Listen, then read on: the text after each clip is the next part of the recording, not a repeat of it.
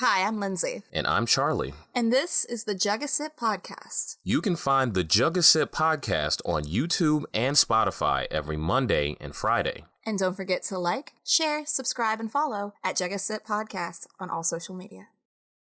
Hi, Lindsay. Hey, Charles. So I think it's safe to say that we love the character Harley Quinn. She would never give you that idea, Mr. J. Yeah, it's safe to say that. That wasn't even my best one. My voice is getting deeper as I get older. Yeah, now you're starting to sound more like Catwoman. Yeah, not Harley. even trying either. Like, my voice is starting to get this, like, register of more Catwoman. Mm-hmm. But I could still do my Harley Quinn voice is just like one in the head. Yeah.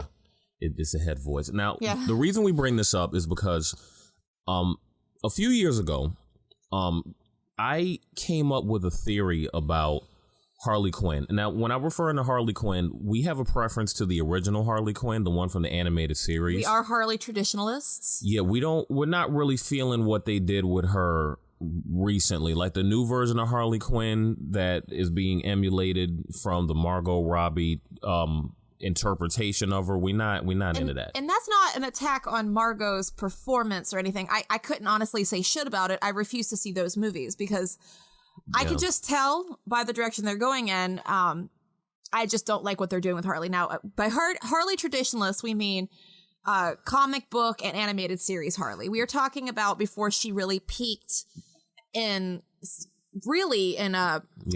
pop culture. Like, the thing is, I used to be a Harley Quinn impersonator at a museum in Arizona. And when I did Harley Quinn, nobody knew who the fuck she was. Like, they were just like, oh, who that? And I'm like, or they're like, who is that, the Joker? And I'm like, no, bitch. Like, yeah. And, you know, I was super, I'm not trying to sound like a hipster, but I was into Harley before she was super cool. Right. Before she was popular. Like, everybody, she was always cool, but, like, not everyone was super into her. Yeah, they didn't even know who she was because she was supposed to be... Everybody was all about Ivy and Catwoman for years. The original Harley Quinn was actually supposed to be a one-off for one episode of Batman the Animated Series, but the thing is, the fans loved Harley Quinn so much that they ended up making her a recurring character. It even got to a point where one of the creators, Bruce Timm, was it Paul Dini or Bruce Timm? Well, those two were the ones who created Harley Quinn, but one of them created a comic book called Mad Love where they gave her an origin story. I love that one. And they, for the most part, they've kind of maintained it. I mean, they do this stupid thing now where the Joker baptizes her in the same chemical vat that he fell in and then bleaches her skin, which I think is really dumb because it kind of just takes away from Harley Quinn as an individual. It just makes her a clone of the Joker. Well, and that's the thing about Harley. That's what we're kind of talking about here. Harley is written in a lot of the more modern things of just being some sort of hang around to the Joker. Yeah. And they've sexualized her so much and they've taken away her accent, which I know doesn't seem important to a lot of people. That just straight pisses me off. Right, which leads back to the theory. Years ago, when I first learned about her origin story and Harley Quinn's general identity, I learned that what the story was, just to recap, it was she was a doctor named Dr. Harleen Frances Quinzel. She graduated at the top of her class. She got into to medical school and psychiatry school on a gymnastics scholarship. She went to Arkham Asylum, met the Joker, fell in love with him, became Harley Quinn. That's the bullet point version of her storyline. That's just the summary. And I mean, in a lot of modern adaptations, they do talk about how she's a doctor. I noticed in the new cartoon series, they had a whole scene where her mom was like, I just want what every Jewish mother wants. Yeah, they made her Jewish? Yeah, which is surprising because isn't Quinzel that sounds more Italian to me. Yeah. But it doesn't really matter. Yeah, it don't matter. But she could have been either of those. It would have matched up. It sort of just matched with her character. Yeah. But she said, I want what every Jewish mother wants. I want my daughter to marry a doctor. And she's like, I am a doctor. But the thing is, yeah, that's great. But it sort of feels, the writing feels cheap. Well, it doesn't feel like, I mean, she's corny, but it just sort of feels like they're trying either sometimes too hard or not hard enough. But that cheapness in writing, that didn't feel new to me because as a kid, I thought her original origin story was kind of cheap feeling too because it was like she went through, for me, the problem was like this chick had a gymnastics scholarship. I mean, she's a bad bitch. She on was her own. She was very intelligent. She went through college to get her degree. I mean, she had sex with a couple of her professors, but you don't do stuff like that. You don't make sacrifices to your body and devote yourself bodily to a goal like that unless you're determined to reach something specific. And it even got to a point where after she got her degree, she was bored by the inmates that she would normally be seeing, which is what led her to She was too smart. That's what led her to Arkham in the first place, because she was just bored with some of these people. So when she got to the Joker and she just fell in love with him on sight, I was like, something about that didn't feel right to me narratively. I mean, it was fine for kids, but it just... It doesn't track with her at all. Because it just doesn't track. If she... Think about how young she is as a doctor, for example. I mean, most doctors... We've done extensive research on what it takes to be a psychologist. I can't even say the fucking word I researched. Yeah. Psychologist. And it was actually odd because I was a psych major. Mm-hmm. I was too. So we're big psych people in this household. And one odd thing that struck very interesting to me, Harley in the show was roughly about 26 years old. And isn't that a bit young to have graduated medical school to be a psychologist? Not just No. She was a psychiatrist. No, I'm sorry. Psychiatrist. I'm sorry. Yeah. I actually knew a couple of people who got their master's degree in psychology. But the thing is, with the way that she was practicing, she would have had to not only go to psychology school, but she would have had to go through a few years of medical training to get her psychiatry degree. Right. And she would have had to do a residency, which if you count... You can probably count her meeting the Joker as a part of the residency. But the point is... She was awfully young to even be doing a residency at that point, according to the math, anyway. Yeah, which, again, it's like, well, on one hand, it's like Harley Quinn was just that damn good. But on the other hand, it's like the person who wrote this, they were very general about this character, which, again, is fine for children. And it's still a compelling story. It just felt like it didn't have the sophistication that made that character actually make full sense. Which is why I came up with this theory that I call the outpatient theory. And I told this to Lindsay a few months ago. My theory is that Harley Quinn, when she first met the Joker, when she saw him, she wasn't actually in love with him. She fell in love with the idea of curing him. And she came up with a plan that basically would play on this man's psychosis and his narcissism. And she was going to basically use his psychosis against him as a way to cure him by making him realize how messed up his own behavior was. But she ran into some problems because she was in Arkham Asylum. She was an intern there, first of all. She didn't have... It took her 3 months just to get in the same room to get one session with the dude. And she wanted to lead an entire project centered around curing him. Eventually, when you're in that situation, facing those obstacles, especially when you're a young woman, the next conclusion is, I got to get this guy out of Arkham Asylum. I'm going to turn him into an outpatient, which led to her coming up with the persona of Harley Quinn in the first place. That's basically the theory. She was highly ambitious, and it's not unlikely that she got in over her head of her own idea. Her idea, in theory, wasn't horrible. To take a narcissist, because what's the best way to win a narcissist over? Kiss their ass, make them feel like they're special, but play back their crazy at them, because narcissism reacts to narcissism. Yeah. And if you're like, oh, you're such a genius, Mr. J, you're so handsome, I love you so much, oh my God, are you so good? And if you saw the first episode she was in, that's exactly what happened. Most of her dialogue was just that. Just a bunch of ass kissing bullshit, but he was into it. Right, he was into it. And she's like, well, fuck, he's responding. What she didn't realize is he was too much of a fucking wild card. Yeah.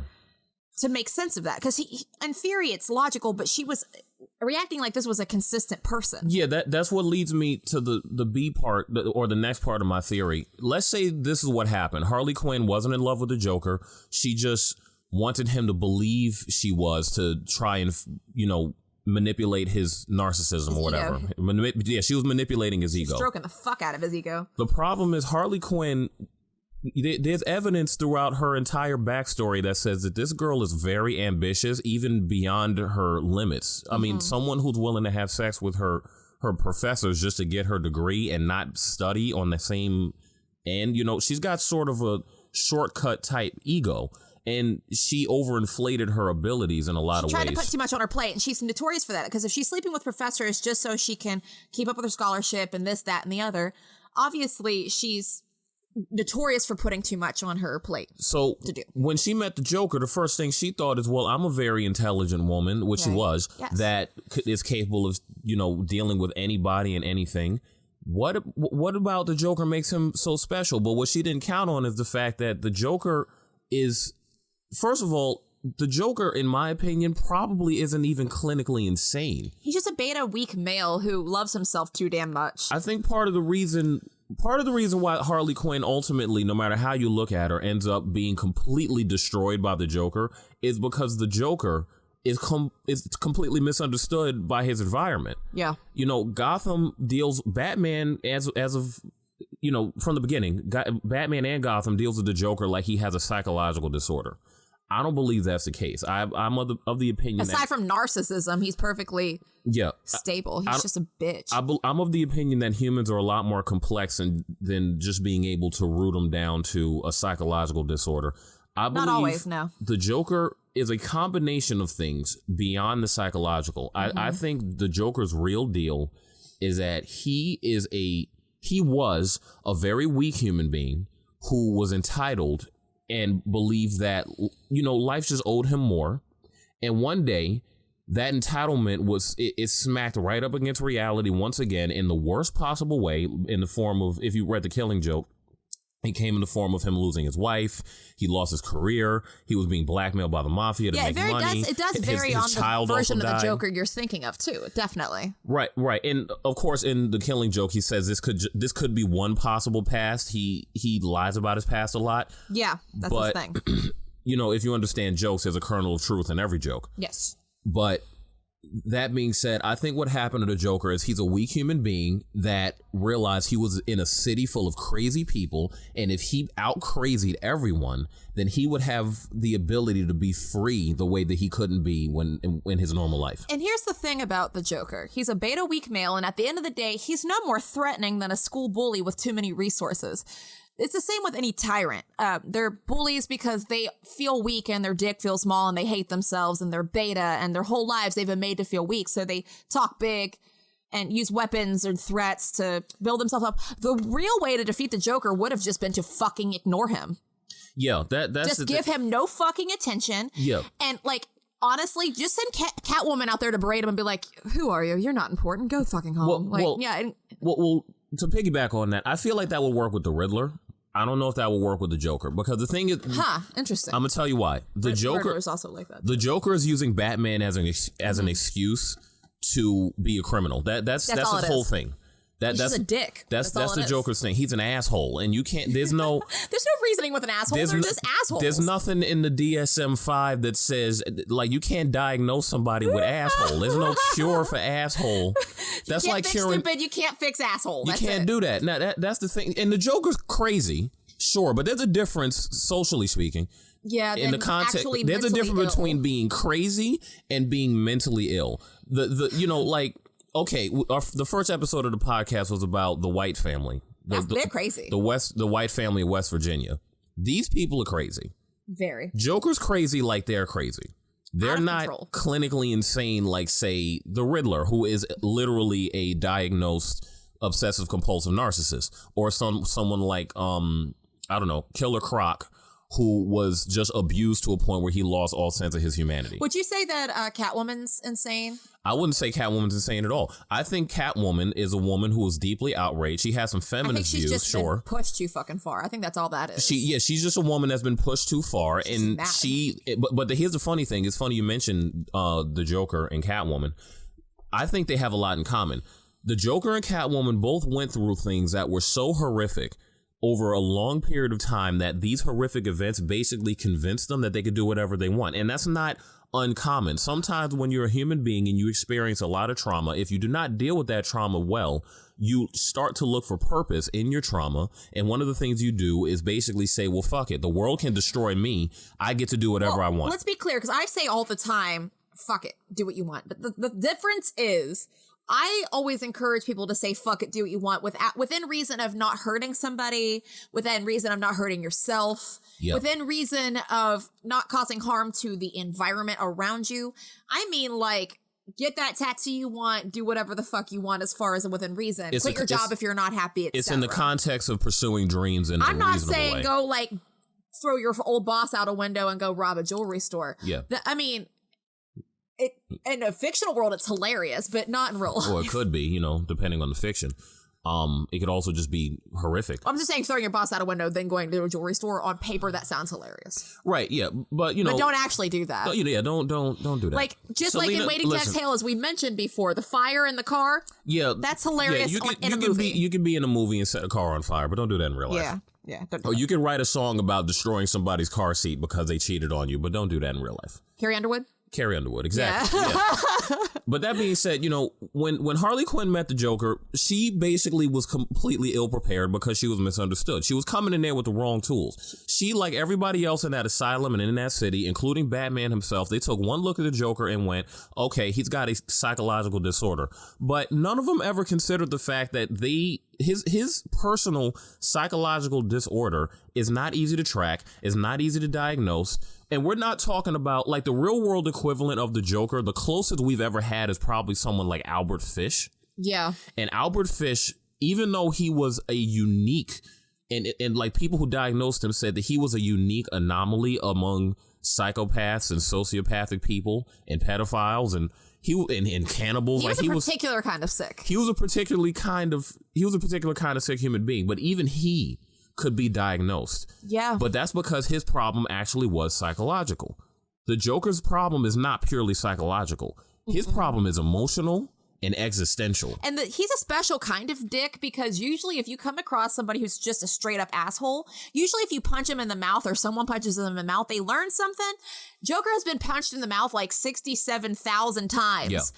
In a night by Batman, and he still doesn't fucking like that. That itself is not a mental illness, but that's a special kind of holy fuck, what is wrong with you? Because how many times do you have to get hit in the face before you're like, I'm not fucking with that person anymore? And that's just purely survival instinct. And look, we've all met people in our lives where they're so incredibly stubborn and up their ass about how they feel. Their ego is so big that you could say or do whatever you want to them and it won't do a damn thing. Yeah, and I'm not encouraging violence on people, but like sometimes like there are people that have been punched and chilled the fuck out, but some people just don't. It doesn't matter. But my point in this is that it's crazy. When you're thinking about any mental disorder, those that exist have been renamed and have yet to be discovered. Yeah. Every single one of them has one thing in common: patterns.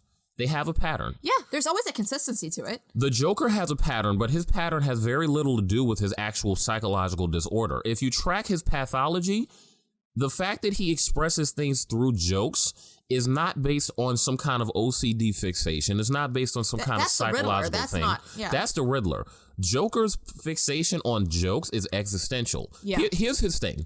He believes that the entire world is running on one giant joke, and humans are too stupid to realize that they are the butt of the joke. And he's the only one that gets it. He's the only one that gets it, and the epicenter of this big, cosmic, existential, horrific joke happens to be Gotham City, and Batman's right in the middle of it, because Gotham City is a city that basically breeds criminals because of how terrible of a place it is.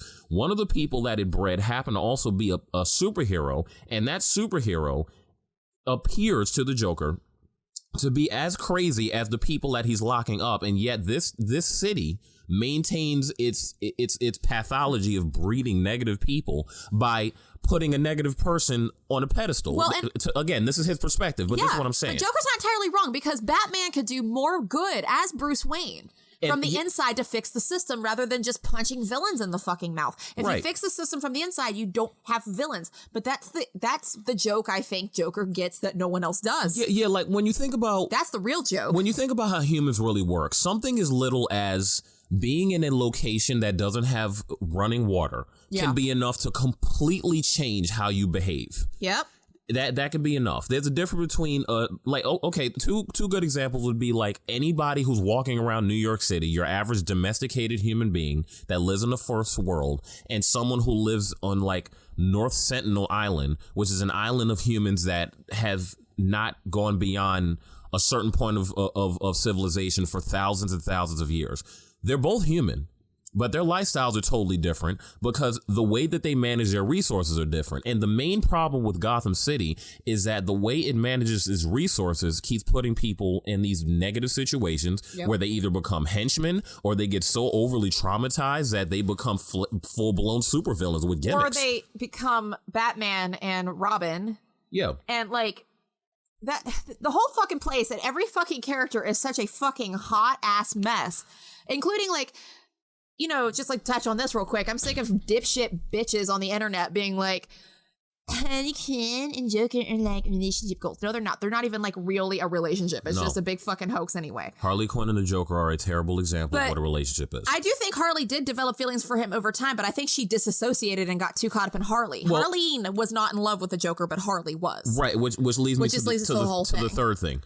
Harley Quinn. Piggyback. Yeah, I appreciate that. So Harley Quinn, she started off. She said, "I'm going to take Joker out of Arkham Asylum to become his outpatient."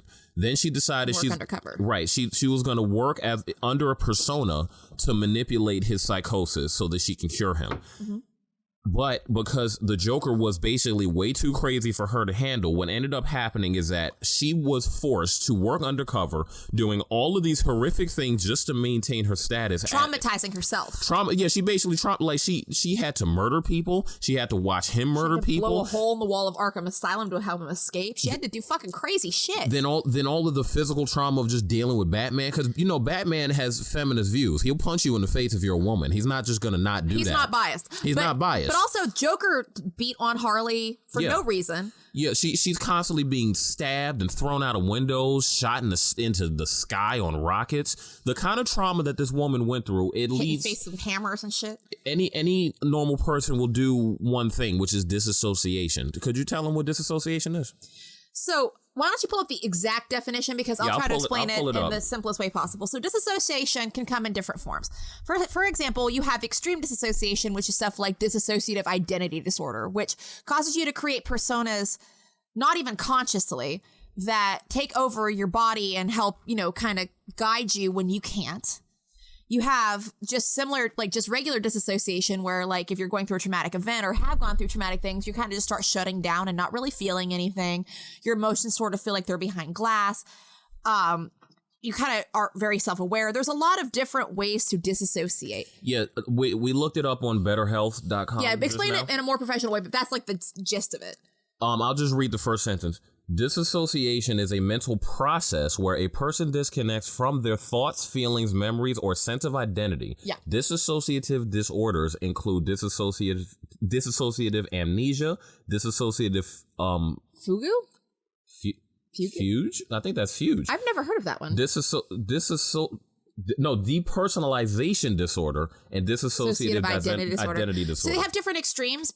Like someone with a simple trauma, like for example, I have disassociated in my life, but it was something as simple as I was going through a very traumatic event. I started just kind of shutting down and not really responding to reality around me. I was very like tired and withdrawn. Yeah. And I had trouble feeling my feelings and just being myself. And that went on for several months. But other ones, unfortunately, are far worse. Like I said, DID, dissociative identity disorder, depersonalization things, different parts of it can be so much worse. And I think what happened to Harley is not dissociative identity disorder per se, but it was a dissociative problem. I believe Harley Quinn, because disassociation, again, it's a mental process and it's a spectrum of actions that a person can take. And we are not doctors. We are just people who really like psychology and psychiatry and all of that. So if we are wrong about anything, feel free to correct us. Please research and likely, you know how reading on this. This is, at the end of the day, this is science. This is going to be updated in time. Right. So this thing might be a bit dated. And our word is not God. Like I said, we could be. I mean, I literally said Frank Azaria the other day when I meant Hank Azaria. Like, we are not perfect people. So, but this is just our own perspectives and our own personal knowledge of a topic. That being said, I believe when Harley Quinn experienced the myriad of trauma that she had to endure just to be around her patient. So fast, too. It happened so quickly. Her whole life just collapsed around her and she got in over her head almost immediately. Yeah, as she was experiencing this trauma, over time she disassociated in order to deal with it. And what ended up happening is that Harleen Quinzel, the doctor, started to separate from Harley Quinn, the persona. And this persona became easier. It allowed her reality, her new reality, to be more palpable for what she was trying to achieve as a doctor. But doing this for too long basically locked her true self out of control of the persona self, which is now when you have these comic books that talk about like the Gotham City Sirens, where she left the Joker and she's hanging out with Ivy and Catwoman. And in some versions where the Joker is dead, she's still Harley's, which means Harleen, like, in a way, died inside of her. So I don't know. I don't really consider that DID, I wouldn't think. But it was something along that. Because DID would imply that she has no control over the personality. Would you like to know what I think happened? Yeah, go ahead. I think she developed a construct, and she let the construct take over, which is, like I said, a different than DID, because DID is unconscious. I think she consciously just let it happen. It's kind of like because Beyonce's construct, her stage persona is a persona referred to as Sasha Fierce. She named an album after this persona. And Lil Dicky has Brain. Yeah. Nicki Minaj has a whole fucking family. Nicki Minaj has Roman and his family. Let's see, Tyler, the Creator, has Wolf Haley. You know, everybody has their... Like, every artist has a construct in a way. Philosophically speaking, this is actually a very old human practice called second lifing, where in order to maintain or assert control over your current personality as it exists, you essentially come up with what's pretty much the equivalent of an imaginary friend, and you act like this person until those actions become habit, and then that pretending becomes your actual personality. It's kind of like creating an avatar for yourself in a way. Like, putting yourself in a different personality in a way. It's a relatively common thing. It's not something people talk about a lot, but people do it. Now, in the case of Harley Quinn, this is one of those examples where second lifing becomes toxic and dangerous. And Harley Quinn's choice to explore her ambitions via this persona turned into her being traumatized into being locked inside of the persona. Which is why she lost control of her own project. It wasn't that she wasn't competent. It wasn't that she wasn't capable. It was... anybody could easily get in over their head by accident. And that's basically what happened. She was an ambitious young doctor. She just wanted to do so much and maybe even just get noticed for how hard she's had to work for this. Yeah. It's really sad. If you had a second to look at the thumbnail of this video, I try to encapsulate what I think happened to her by creating, it's a picture of Harleen Quinzel from that episode of Batman the Animated Series. And it's framed by the shape of Harley Quinn, the persona that she had. That's beautiful. Because that's what I believe actually happened to her. Or at the very least, if I were to handle Harley Quinn, this would be my theory on how I would best write her, because it's a lot more sophisticated. It opens up the idea toward what the Joker truly is and what humanity can be, or if anything, it'll open up the frame for what mental health is through Harley Quinn. To put it simply, all humans at some point have either, whether they're entertainers and they have like a persona of their own self that they exaggerate for performances, or everybody has a phase where they have to change who they are, or they change who they are unconsciously or consciously, not so much for the better. Like, say for example, you go through a bad breakup and you start like watching a ton of porn and drinking a lot, and you slip into a porn addiction and a drinking problem. Yeah. That doesn't necessarily make you a bad person. It's someone who lost control of their life for a second. I mean, we're not going to be able to always steer straight all the time. We're going to slip, we're going to fall, we're going to fuck up. And unfortunately, sometimes in certain cases, those consequences are permanent. Really quick, we do a lot of lip service to Freud and Jung and Marilyn Monroe. Those three people come up a lot in our podcast. Or at least a few times they've had, for sure. And this is going to be one of those moments. We have said 1 million times we are Jungian in this household. So the reason I bring them up is because when I was first researching this theory, I wanted to find out if it held any weight. I wanted to see if something like this has happened in the real world. And Lindsay she told me about Marilyn Monroe, because I didn't know much about her before Lindsay got in my life. I've always compared Marilyn Monroe to Harley Quinn, actually, and it probably sounds crazy, but there's a lot of lineups to it. So I looked into to Marilyn Monroe's life, and she actually she was basically the real world equivalent in the context of mental health. She is the real world equivalent of what Harley Quinn was. At least to us. And the reason, there's several parallels. For example... explain to them, like, break down who Marilyn Monroe really was, from Norma Jean to the end. I'm a huge fan of Marilyn Monroe, always have been, and I'm a huge fan of Harley Quinn. First, Marilyn was born Norma Jean Baker, Mortensen. The reason the name was different because she never figured out who her father was per se, but according to her mother, it was by the gentleman with the last name Mortensen. Now... when she became an actress, a lot of people don't know this, but Marilyn had a lot of things that were very different about her. She got a nose job. She had her hairline reduced. She was bleach blonde. She changed her voice. She dumbed herself down. A lot of people don't know. Marilyn Monroe was very well read, very intellectual, and not at all the dumb bimbo people try to portray her to be. In fact, in several roles, she's played villains and deeper characters, but nobody wants to see her that way. And that was driven by men in her life, which she had a lot of very toxic men. In fact, I feel like Joe DiMaggio looked like the Joker. Marilyn Monroe was, like many women of her time, a victim of a trend that existed in Hollywood, where essentially once a woman entered into Hollywood, if they appealed, that Hollywood system would do everything in its power to completely rewrite their identity. And I think by the 1960s, when Marilyn died, when her barbiturate and opioid and alcohol addiction was in full swing, and she was very frail and thin, she was in a very bad place. I think by that point, Norma Jean Baker was dead. Norma Jean Baker had been dead for a very long time, and Marilyn didn't even know. I think sometimes Marilyn caught glimpses. And I mean, I didn't live with Marilyn Monroe, but I'm very good at reading things and going by energies. And I'm getting like that Marilyn probably saw pieces of Norma Jean later in life. But I think by the time she died, Norma Jean had been dead for a long time. You see, Marilyn Monroe... and many people don't know this, Marilyn Monroe was not a real person. She was a persona that Norma Jean... a construct, in a way. She was a construct that Norma Jean Baker... what's her last name? Hold on. Well, Norma Jean Baker, her management and people in the film industry helped her create this icon. She chose the last name Monroe, actually, because that was her grandmother's last name. Oh, okay. Yeah. And they liked the alliteration, so they went with Marilyn Monroe. Marilyn Monroe was essentially a living advertisement. She was a human being that was designed to push the narratives, the many narratives, and the system of Hollywood.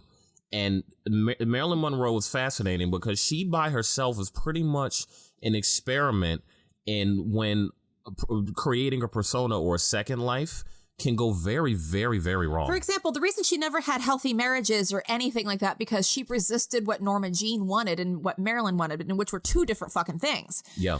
Like, and she didn't even know it. And it wasn't that she wasn't smart. It's just, it's hard to see your own shit sometimes, especially when you're getting blinded by the fucking lights of Hollywood, being punched in the face by your husband and being told, you need to bleach your roots, you need to do this. You know, and a lot of people don't know this. This is going to be really sad for a lot of people, but she was forced to have a lot of, allegedly, she wasn't forced to have abortions. I think she had one, and I think she had several miscarriages. Right. Like, I know she had at least one miscarriage. The numbers are unfortunately very inconsistent. Yeah. But well, also, a lot of the either way, she has lost babies. Yeah. And I think what really happened, according to what I remember, she was forced to have one abortion, and because it was an old school abortion, I think it fucked up her fertility forever. Right. Plus the pills, the alcohol, the stress. I'm pretty sure that completely fucked with her. So losing all the babies, being married to abusive pricks, being forced and pushed around in the film industry, there was so much going on in that poor woman's life. And then passed around government office. Oh yeah, and not to mention like traumatized by the whole, Kennedy affair. And just all of the shit that went around her life. Yeah. I'm going to just say, I don't believe she committed suicide. But if she had, no one would be fucking surprised.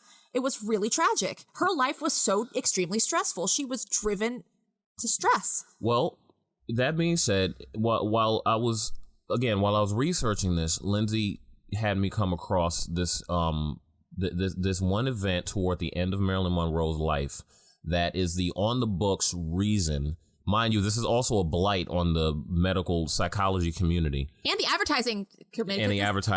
And Hollywood. And it boils down to our hatred of Freud. Because essentially these three industries converged on Marilyn Monroe's mind.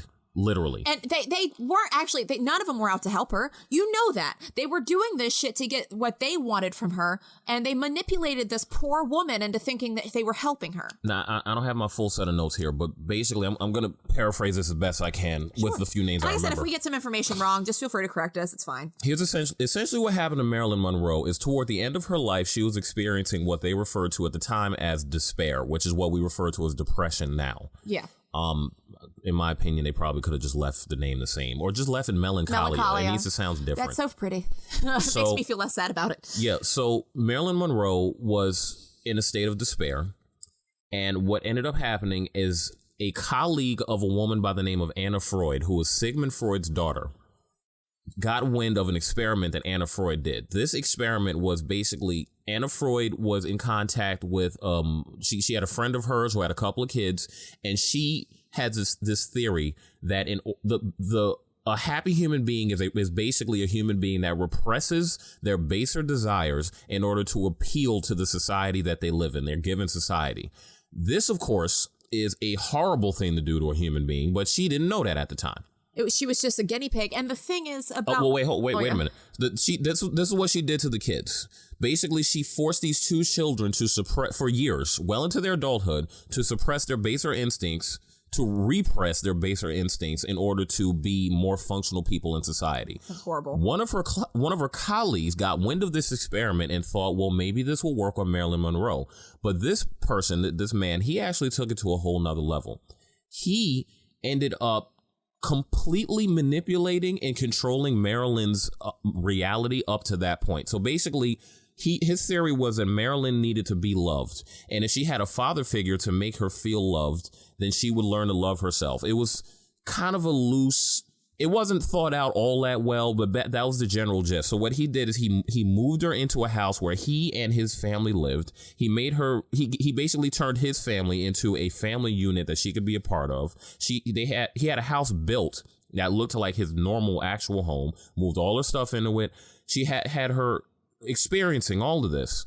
And it was just him and Anna Freud and in the combination of or the forces of Hollywood trying to force this woman to act the way that they want her to act. And also, like, the daddy issues don't just come from the fact that her father apparently bailed, but she was also molested by her foster parent, and she was sexually abused at a young age. So, like, telling somebody to repress things.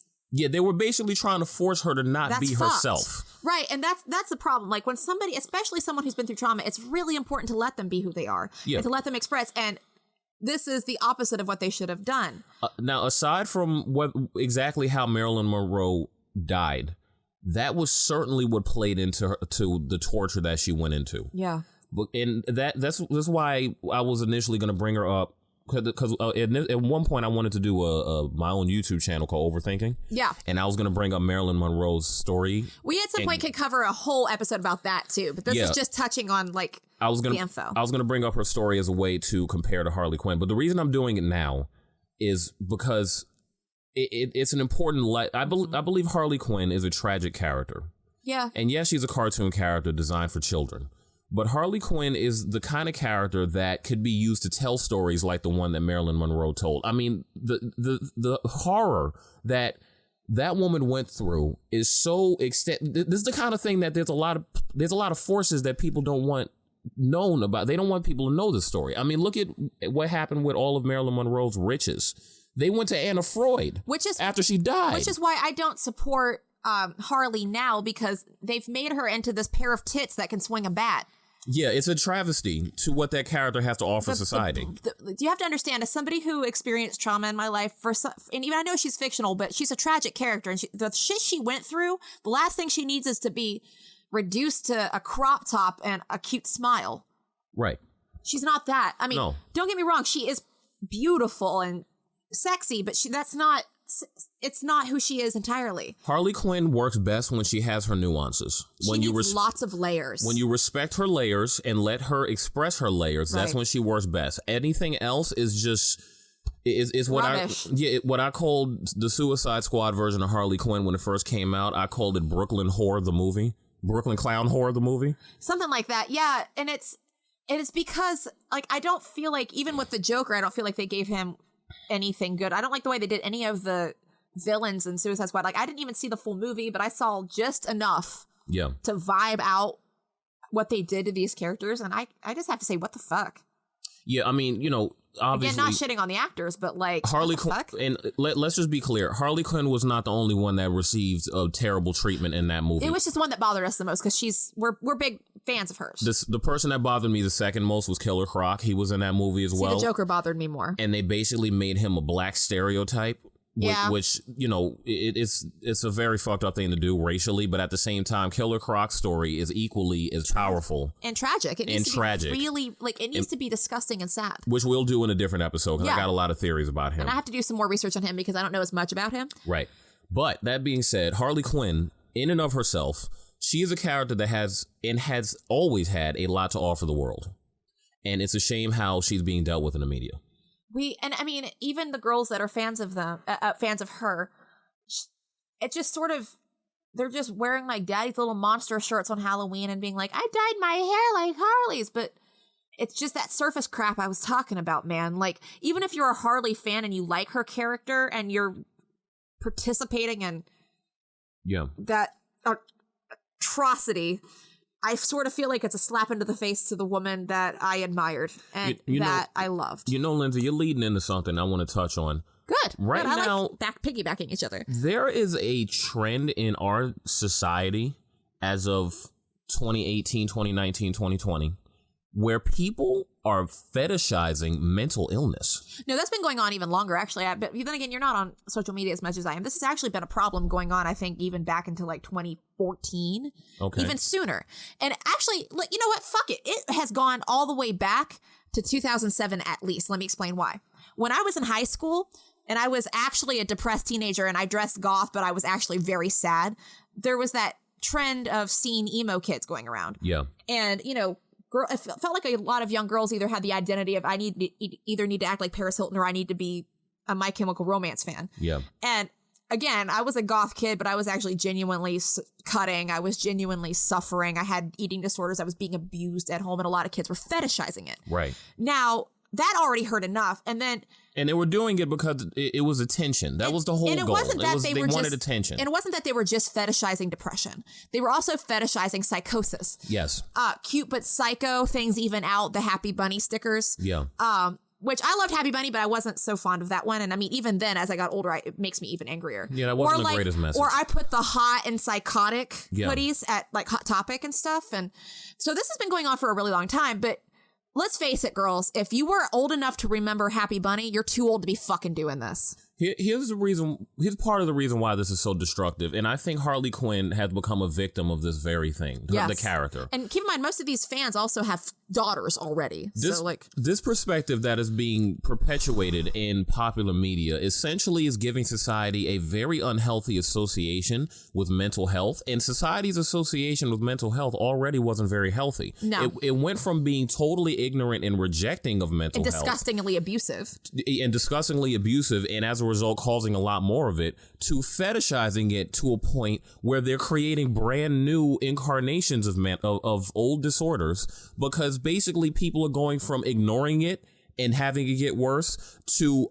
putting it on a pedestal and letting it get worse and watching it get worse, reveling in that. Right. And I mean, don't get me wrong. I've noticed a better trend now where people are starting to realize that's not cool. I'm starting to see more people starting to correct that behavior. Yes, the tide is turning. And if you used to do it, fine. I mean, like, I'm going to just be on the real. I've done behavior that I don't agree with now. I mean, Lindsay 10 years ago was an entirely different person. Lindsay 2 years ago was an entirely different person. So I'm not holding it against you. What I'm telling you is it's not healthy. No. And this is something I've been really getting pissed about, and I'm glad you decided to bring it up. The crazy thing about this that I see a lot of, it happens at like fuckboy and fuckgirl types. Yeah, the ones that call each other their kings and queens. Now, what's crazy about this is it became full circle. Like, when you had a fuckboy or a fuckgirl in the 90s, they see Harley Quinn and the Joker. They talk about how their relationship goals and all of that, what we previously said. What interests me is the fact that by the time we got to Suicide Squad, it became full circle, and the Joker became a sports car driving tattooed fuckboy, and Harley Quinn became a overly sexed ambitious, one personality fuck girl. Human crop top. She's a human crop top. It was crazy how I looped back because for me, I didn't really make the connection, but it felt like the world did. It just looped on itself. It actually loops all the way back down to that 2007 emo kid thing again, too. It actually comes back to that. Yeah. It's the fuckboy types now, sure, but it was also those boys that would go up to you with like snake bites and try to roar at you at Hot Topic. That's not... Yeah, what the hell was that about? I don't miss that. And look... Those kids became insults, actually. And there's nothing wrong with being goth. There's nothing wrong with that. Emo and goth are different. There's nothing wrong with being emo and goth are very different, but no. If that is how... But don't be fucking annoying about anything. There's okay to be anything you want, just don't be fucking annoying about it. Let's just say this right here. If there is an idea in the world that appeals to you and you find it the best way to express yourself and feel comfortable in this world, and it's not hurting anybody, and you're not harming yourself or anyone, please, for the love of God, do that shit. But don't let anybody stop you from it. Don't be a twat waffle about it. Don't be weird about it. Because here's the thing. What makes it okay to do is authenticity. If the whole point is to be a truer version of yourself, do it. But if the point is to be fake or to get attention, then that's not you. And that's what this sort of stems back to. It feels like those fake goth and emo kids that would like make fun of me for being goth in 8th grade and then became goth in like 10th grade, just like they did on South Park. Right. Tell them the story about the whole thing with the ties. Oh, Jesus fucking Christ. So, that's a great example right there. Yeah, this is just a peek into like something. So when I was in 8th grade, I was a big fan of Avril Lavigne, so I started like wearing ties, and I was already really, and like it was like 8th and 9th grade year, I was really into like baggy pants and tight, like tank top shirts, and I skateboarded. I genuinely skateboarded. Don't ask me to do it now. I'm 31 and it hurts. The most I could ever get to do was just like standard skateboarding, and I could do like a little ollie over this little bump in my grandma's driveway. I wasn't very impressive. I wasn't fucking Tony Hawk. I was a little girl in a suburb with straight hair and no eyebrows that wanted to skateboard. But, you know, that's exactly it. I was this weird girl. I didn't fucking have eyebrows because I didn't. I just shaved them off because whatever. I wore a ton of eyeliner. I was made fun of constantly for how I expressed myself. And I mean, we did go to school where we wore uniforms. But we had jeans day sometimes and things like that. Right. Now, with the uniforms, sometimes we could wear plaid skirts or we could wear khaki pants. And the boys wore khaki pants and white polos. And it was, first of all, I don't know what crackhead decided khaki and white went together. But they need to be slapped in the fucking mouth. That's a whole separate travesty that's happened to America. Don't even get me started on the khaki fucking socks my mom bought. I don't know what kind of white person buys khaki socks, but that I hope she's in hell right now. If the person who did it is listening, you did this to us. You did this to you. This is the world you made. You broke us. This is why I have a mohawk now. But I wore the skirt in high school and middle school because it, you know, had that punk aesthetic. I would put pins and stuff on it. So my mom for Christmas bought my brother a tie that matched the skirt pattern. And my brother was like, what the fuck is this? I don't wear ties. And I was like, I do. So when he wasn't home, I snuck into his closet, stole it. He fucking didn't even know. And I wore it with the skirt and stuff. And my principal actually complimented me, but everybody else made fun of me for it. And then, mind you, at the time, the thing that was popular was, you know, what South Park referred to as the stupid spoiled whore. Video playset era. Yeah, we're talking the Paris Hilton era. We're talking early 2000s. Yeah. Not to say the Paris Hilton's actually like that. She's come out and said that she's not that way. But the point is, that was her MO. And we've had a change of opinion about her, and we have a whole episode planned for that. Yeah, we're doing that later. But that was her MO at the time. She was one, you know, Paris Hilton, Jessica Simpson. That was her hustle. That was they shit. You know, there was Pink wrote a whole fucking song about that. Right. And I was very much against that whole mentality anyway. I always was. I was always very like strong. And the girls who were making fun of her, you know, wearing a tie, the Avril Lavigne things, these girls were a part of, they were the ones who would buy the stupid spoiled whore video playset. Those are the same girls who are claiming to be witches and doing cocaine and listening to Stevie Nicks right now. I see you, bitch. Yeah. But chicks who never had an identity. No, but they just steal mine. So, one day, the girls' basketball team was having like a dress up day. They had like a dinner or something or some sort of event. I don't fucking know. I cheerleaded for like 2 years and then I just kind of checked out emotionally after that. I look one day and I see them in their dress up outfits. They're wearing button up shirts and dress pants and they're wearing fucking ties. Every single one of those bitches was wearing a fucking tie. Yeah. I almost threw 12 women out of a window. And it's not, okay, don't get me wrong. It's not that I think anybody stole my aesthetic. I got the idea from Avril Lavigne. We're all inspired by somebody, and I have zero issue at all if someone was like, hey, I shaved my hair into a rainbow death hawk because you inspired me, or I pierced my nose because you inspired me. I don't fucking care. We could get matching tattoos of Beavis and Butthead sitting on a couch. I don't fucking care. What I care about is the inauthenticity of somebody being like, you're stupid, and then doing the same fucking thing. Yeah, because the issue at that point is one of these people has... It's like, go fuck yourself, man. One of these people, in the case of Lindsay's story, and I'm sure there's plenty of people out there with a story like that, one of these people in the story like that, they were trying to be themselves. The other people were trying to be someone else. And when you're the kind of person that strives on just copying people where you don't form an identity, you're harming society. And you're harming yourself. I never did that. I mean, like I said, I've been inspired by people. Yeah, inspiration is one thing. I've liked certain, aesthetics, but I've never felt the need to like make fun of somebody and then do the exact same thing. Yeah, I'm inspired. It's so weird. I'm inspired by movies like Blade and Spawn. That's part of the reason why I wear black all the time. But you don't see me like legitimately telling people I'm a vampire hunter and shit. I mean, I'm a big Tim Burton fan. I mean, and my hair's bigger than my head, but that doesn't mean I'm going around with like claiming I'm the corpse bride or something. And like, also, I'm also not making fun of it. Right, yeah. Like, it's just be who the fuck you want to be, but don't drag other people down with it. And this is probably the core issue that led to things like Harley Quinn's character being what she is, making sense for society. For someone thinking that psychologically abusing Marilyn Monroe was a viable solution, to people believing that Harley Quinn and Joker were good examples of couples. It all comes down to a problem that we have in society where people do not know how to form or maintain their own identity. Well, and the thing about Harley I'd like to add, because we're running out of time, but I'd like to wrap this up with a nice, clean little bow. Yeah. The reason Harleen lost control of Harley, and the reason that Norma Jean lost control of Marilyn was... And the reason society lost control of itself. is because they never had a solid identity to begin with. If you are very sure of who you are, if you are pretty solid and you're confident, and, you've been through your struggles and you learned and you're in a very healthy place, developing a construct can just be a helpful thing. It could be a tool that you need to bounce ideas off of in your own mind. But if you don't have a stable identity and you're not really sure who the fuck you are, but you think you do, and it's easy to get in over your head and it's easy to lose yourself for a really long time, possibly forever. It takes a lot of work to discover... To be that level, though. It takes a lot of work to discover the truth of your identity. It just takes a lot of work. The biggest issue is trying to be okay and embrace the things that are apparently your flaws, which flaws are just tools. Yeah. That's all it is. Like I mentioned in an episode about Helga Pataki, I have a pride issue, but it doesn't necessarily mean I'm a damaged good. All that means is I had some traumas. It created a narcissistic pride issue. So I work with it. I use it to balance my confidence in myself. And that's the kind of stuff that gives me the balls to defend myself the way that I do in the entertaining fashion people enjoy online. It's a matter of finding what works for you and going through and being able to face your problems and face your demons, let them catch you and, figure your shit out. And then you'll have a stable identity. And that is the very work that it takes. Everybody has demons. It's like picking away at the layers. Everybody has demons. Sometimes you got to let them catch you so you can learn whether or not you even need to fight them or if they're just chasing you because they want to be hugged. Because the problem is if you don't let your demons catch you, you're just going to keep running and you're either going to be just looking behind you and looking ahead and you're not looking all the way around and seeing the whole picture, and you're missing a lot. Yeah. You're missing life. Life is happening around you, and by running away from your problems and the things that haunt you, you're wasting so much valuable time.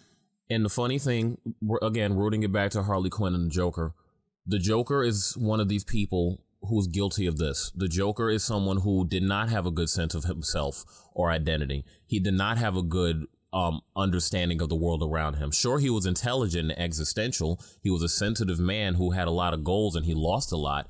But ultimately, he did not deal with his traumas in any meaningful way because he was too weak in how he felt about himself. He became a victim instead of being an empowered person. Had the Joker actually embraced who he was early on and did the proper work, God knows what he would have been. Maybe he would have been a doctor himself. If you read maybe he would have been a family man. If you read The Killing Joke, the entire point of that book is exactly that.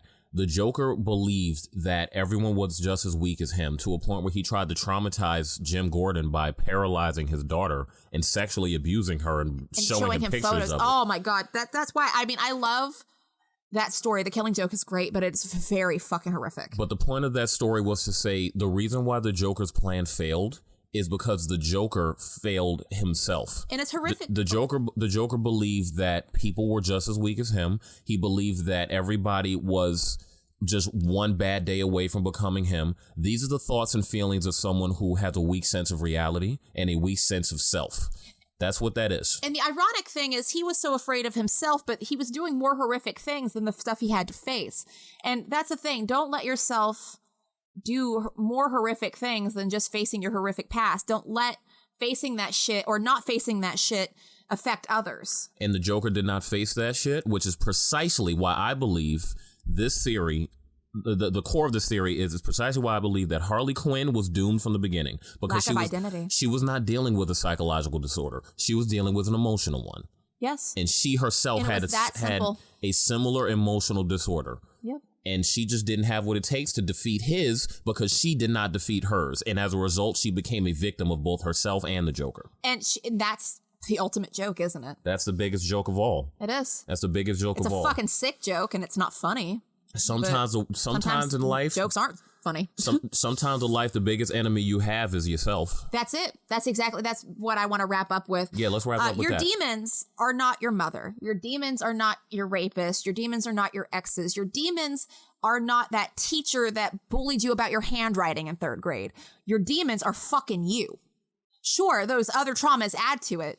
Yeah, don't get it twisted. Those traumas You're are there. You're a victim of things, and a survivor. I would rather say survivor than victim. But the thing is, if you survive those people, after that, what's left is what they left inside you, and the battle that you have to face is now what they left within you. And you have to. It's why you're the demon itself. The demon you have to face is because at the end of the day, you have to decide how you handle that.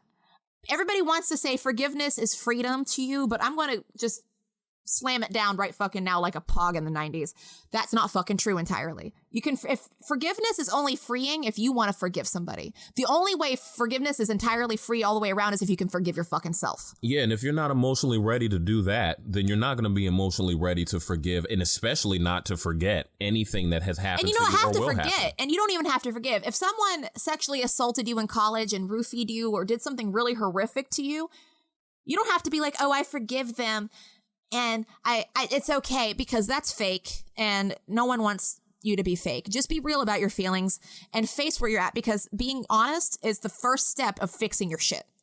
Fake spirituality and fake self-actualization. And fake psychology and all that shit is bullshit. That's not cute. No, it's... Stop that. It's sick. In fact, it's damaging to everybody. The fact that that's popular now is the reason why Harley Quinn is fucked up in the movies. Quit it. The love and light bullshit... Get some help. Love and light is great and everything in small doses, but if you don't do the shadow work and you don't face your problems, love and light's horseshit, and all it does is expose you to danger. If you don't know your enemy, how the fuck are you supposed to fight it? Well said, Lindsay. Thank you, baby. Yeah.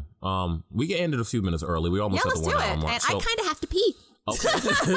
So let's give us some final remarks. What's your final remark? Well, like I said, just the best way to learn from Harley Quinn and what the media is doing to her and just her character in general, the best way to honor her is to learn from her. And the best way to learn from her is to face your shit, be real with yourself, acknowledge your problems, be okay with your toxic parts. Don't just be like, oh, my only toxic trait is I'm too nice to people. That's horseshit. Suck my dick. Acknowledge the shit that's wrong with you, face it, and just do your best to work with it every day. No one expects you to fix all of your problems entirely. Just do your best. But by pretending it's not there, you're not doing your best. You're just fucking yourself up and your kids up and everything else in your life up. And this is why, relationships fail. Okay. Final remarks from me. Again, don't get it twisted. Forming an identity is difficult. No, it's not easy at all. It is a lifelong journey. If you are young enough to know who you are, if you are a young person that knows who you are, or you're at any age. Bravo. You have achieved something that most humans die before they even have a chance to recognize. Most people don't even get the idea to fix their shit until they're 50. So at the end of the day, don't go out like Harley Quinn. Be yourself. Maintain it. It's a sacred thing. Not only do you need it, but the rest of us in the world need it too. Yeah, don't be a Harley. Be your own individual bad bitch. Because Harley Quinn is not a bad bitch. She's a victim and a sad case. Don't be Harley. And definitely don't be Joker. Yeah, don't. Either one, they're both bad. They're bad people. These are not relationship goals. They're bad people. Don't be a Harley and a Joker. Be a Morticia and a Gomez. There you go. Boom. All right. Bam. Anyway, 2 minutes left. So we'll just end it here. Bye, y'all. Thank you for watching. See you on the next one.